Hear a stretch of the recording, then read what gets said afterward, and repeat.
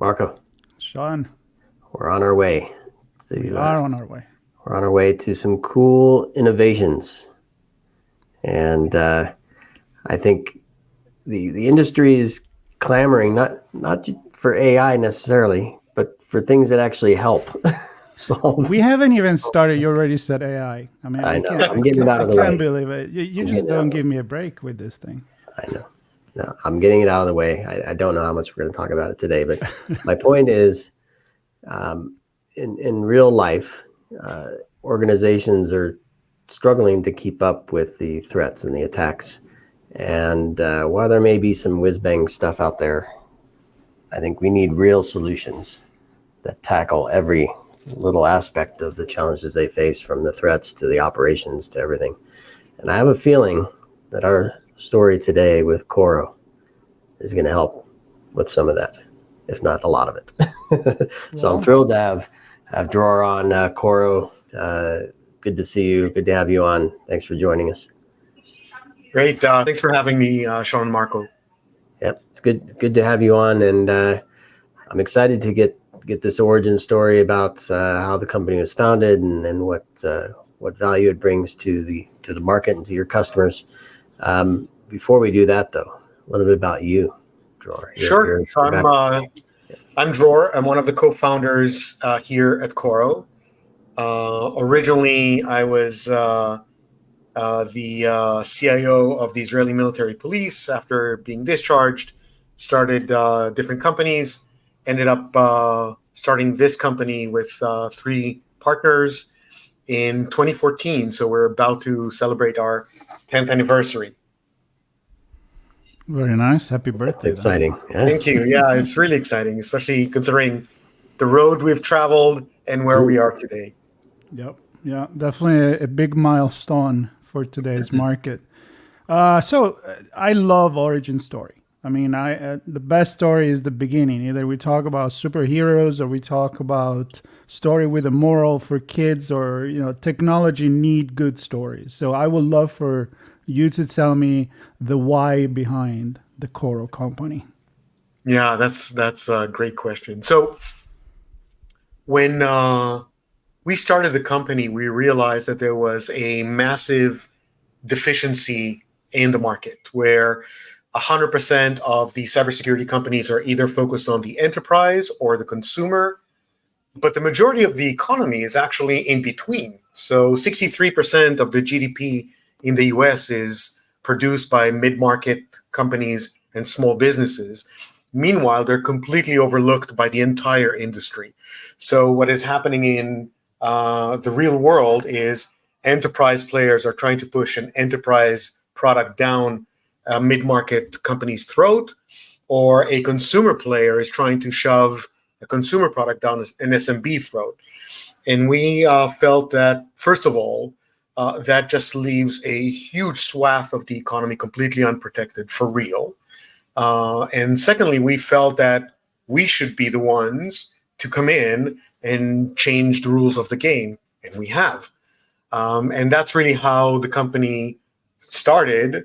And that is actually why we've been growing like we have. We've been growing 300% year over year for the last 5 years straight. We've raised just over $280 million in funding over the last 3 years. And the main reason is because we're solving a problem nobody else cares about. It's not that they couldn't solve it, it's they just don't care. Yeah, and it's interesting. I have a lot of background in what you just described, sadly doing just that, trying to force one or the other ends into the middle. And we'll get to the tech part of it in a minute, but I think there's a bigger picture here as well that I want you to maybe touch on, which is there's a sales process. There's how you price it. It's how you support this space. It's it's the whole operations. Do they have the right staff to support the solution? So talk to me a bit about this space in the middle, the mid-market. Yeah, some of the things they need that they're not being served through some of the other players. Yeah. So you touched on a couple of the key things when we sat around the design table and said, okay, so why not sell an enterprise product into the mid-market? We realized that there are three things in the mid-market and in small businesses that are very, very different fundamentally than a large enterprise. One, normally they will not have a dedicated cybersecurity team. It's IT. If they even have an IT team, many times they outsource IT completely. But if they have an IT team, the IT team is the organization that actually supports cybersecurity, in addition to everything else they have to deal with as an IT team. That's one. The second thing is they have a very limited budget. So they play what we call threat roulette. They know that they only have this much budget, and they basically place bets on what threats they think are going to be the most vulnerable for them, knowing that they're leaving other areas of the security landscape or the threat landscape open. And three, it's all about complexity. So the cybersecurity industry has done a great job of convincing everyone that it's super complex and you need very specialized tools for very different threat vectors or threat actors or anything of that sort. And it's a very self-serving way of looking at cybersecurity, because that way you and the analysts and everybody plays this in this pool of specialty. What that generates is an enormous amount of complexity. And for a mid-market company that is, or a small business that are struggling to stay afloat business-wise, it's so difficult for them to now deal with this complexity. So our entire approach was solving for these three things. One, instead of having numerous different products that you need to buy, install, maintain, configure, and make sure that they work together and don't contradict each other and so on and so on, it's one platform. It's what we call the power of one. It's one platform that has one dashboard, one pane of glass that you work through, and one endpoint agent that covers everything that you would need, starting from endpoint protection and DLP at the endpoint and security posture of the device and MDM and so forth and so on. One endpoint agent, one dashboard, one platform, and that's all you need to know. And there's 14 different modules that you can turn on and off as your needs change over time. That's exactly what I was like when I looked at your website and your model. And I was like, I wish I could have this module approach to almost everything I own, right? Because you buy this thing and it comes with the whole bundle. And I'm like, I don't need maybe 80% of that stuff. So I really like that approach. Tell me a little bit more about that. So one of the things that we've discovered was that the mid-market in general, because they don't have the staff, they just want to know that they're protected, right? And in order to be protected, they're being told that there is a list of things that they need to worry about, whether it's endpoint protection or data governance or cloud protection, or of course, email, user protection, abnormal behavior protection, all of these different things. What we've done was we created a module for each one of those areas, and we allow them to simply turn on and off on demand what it is that they want to protect. A great example, for example, is data governance. When you look at data governance today, a lot of this is driven by government regulations or insurance regulations, where a company needs to have data governance in order to comply either with government regulations or to be able to get cyber insurance. What we've done, it's really normally super complex with scripting and dictionaries and classifications and all that. We took all of that away, and we basically asked the customer, do you want data governance? What data do you want to govern? And where do you want it governed?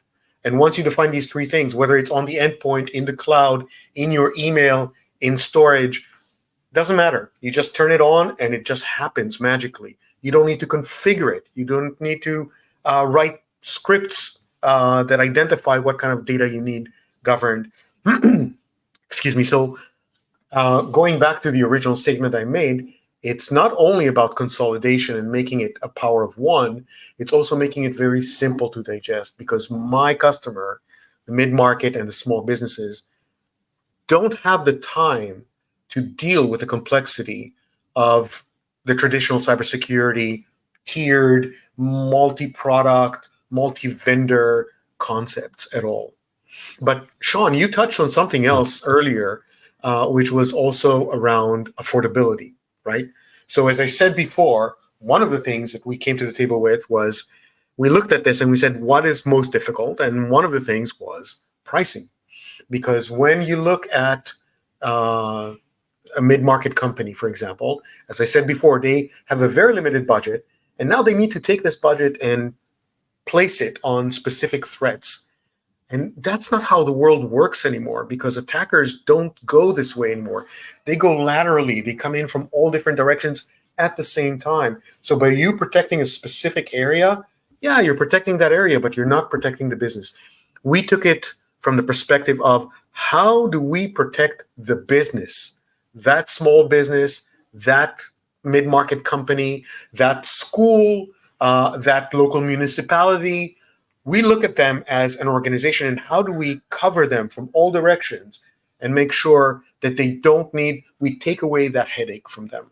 We become cybersecurity around the entire perimeter, everything that they need in this one platform, and bring it to a point where they can actually afford it. So the modules, for example, each one of the modules is $3 per user per month, which is very reasonable. If you buy all our modules, an entire package, it's anywhere between $15 to $18 per user per month. That's it. To put things in perspective, if you bought all these modules from another vendor, it would end up being anywhere between $45 to $115 per user per month. And at that number, a mid-market company or definitely a small business simply can't afford it. But at $15 a month, if they have 100 employees, that's $1,500 to protect the entire company. That's something people put on their credit card. So we've taken away all of the barriers, the complexity, and the cost. And one more thing that we've done was, because they have a very small team, and because my customers are, even the team that they have is inundated with other stuff that they need to work on, because they're the IT organization, they're not a dedicated cybersecurity organization. We've automated almost all of the cybersecurity tasks. So almost all the remediation, all of the detection, and all of the remediation is done automatically. There's no human involvement. So we remove the workload from humans to machines. So all three issues that these guys are facing, we've taken away. Do you have bundles for specific Yes. kind of business? Because I come from a family of very small business, so this was before the internet. That was my grandfather, but I can see him kind of like projecting in this world and be like, yeah, okay, this is good, but affordable, but still don't know what I need. So yeah. So I think so. First of all, yes, we have bundles. We call them suites that you can buy. So there is an email protection suite. There is an access protection suite. There is an endpoint protection suite. And then you can buy each module on its own. You can buy each one of those suites, or you can buy what we call the Coro complete protection, which is all of the modules, as I said, for between $15 and $18 per user per month. And then you're completely protected. We also are very active in very specific verticals, such as education and automotive. And for them, we also tailored some of our offering to make it more approachable. So, for example, for education, we have a model where we're helping them secure their staff, but also their students, which is very interesting, because a lot of times they share the same infrastructure.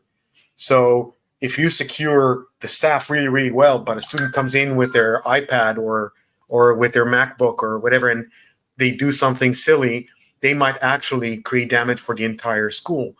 So we have a model where we help them protect the staff as well as the students in specifically in education, bringing up basically responding to what you've asked about specific verticals or specific areas from a bundling perspective.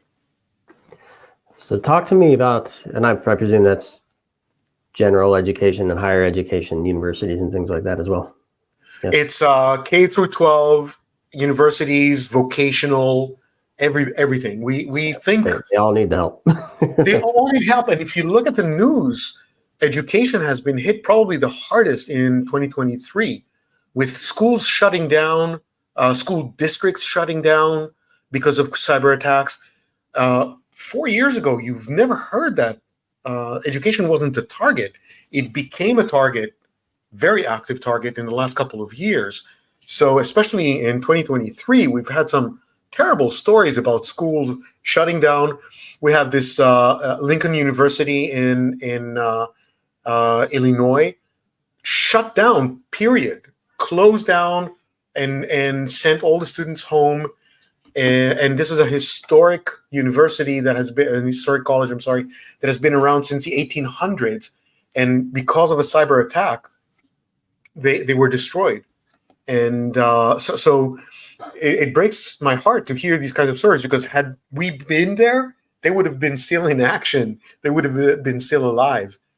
So for us, it's really a passion mission. It's not just a business. We are protecting the backbone of the economy and the education, the people that really need us the most. Sorry about that. It's all good. The world brings you. They're already excited for this conversation. Let me call them.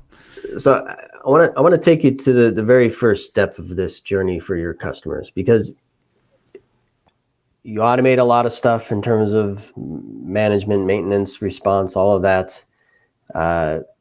Clearly affordable, organized and packaged in ways that makes it approachable and easy to consume from that perspective. Presumably some information to help them kind of navigate that. But there's still I need help just to figure out what is my scope, what is my exposure, how should I take the first steps? Because I may not be able to go the full suite to start. I might need to start small because my team is small. So how do you work with organizations that need that very first step support, either directly or through partners in the channel, or however you help? Yep. So first of all, a lot of our business comes from the channel. So we are very, very channel centric and very friendly to the channel.